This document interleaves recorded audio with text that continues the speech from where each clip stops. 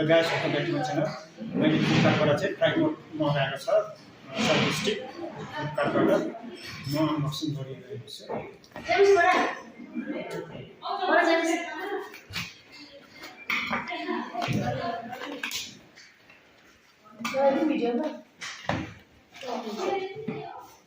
अनि यो चाहिँ यस्तो छ सेल्फी स्टिक अनि यो चाहिँ स्ट्यान्ड छ अनबक्सिङ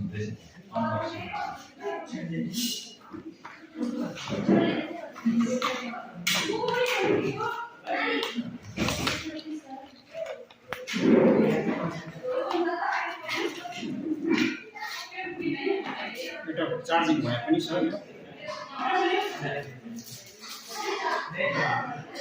यो चाहिँ सेल्फी स्टिक डिजाइनको छ यस्तो छ यो चाहिँ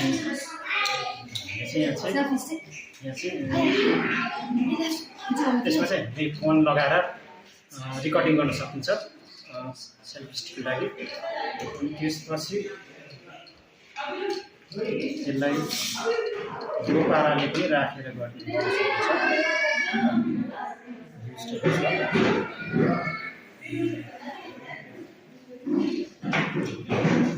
अनि यो भिडियोलाई मन पऱ्यो भने लाइक सब्सक्राइब गरिदिनु होला।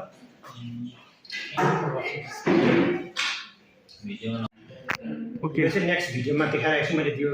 अनि यो चाहिँ यसको सिस्टम यस्तो छ अनि यो चाहिँ डार्क भयो भने पनि यस्तो लाइटको छ अनि यसरी भिडियो गर्न सकिन्छ।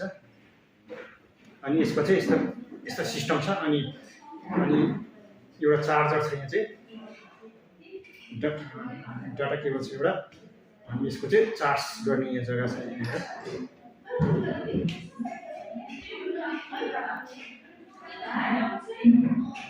यो चाहिँ चार्ज यहाँ चाहिँ एड्याप्टर मोबाइलको जुन चाहिँ एड्याप्टर छ त्यसले चाहिँ चार्ज गर्न हुन्छ चार्जिङ सिस्टमको लागि छ यो चाहिँ। अनि यो चाहिँ यस्तो छ यसलाई क्लोज गरेर यसलाई चाहिँ सेल्फी स्टिक यसलाई चाहिँ बनाउँदाखेरि यसरी बनाउँदा पनि हुने भयो टक्कैबाट। अनि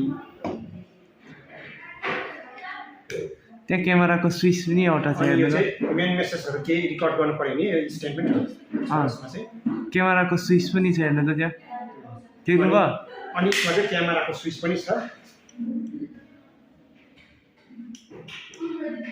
अक्स जोड्नुपर्छ अक्स कनेक्ट हुनुपर्छ जोडेर चाहिँ यो गरिन्छ।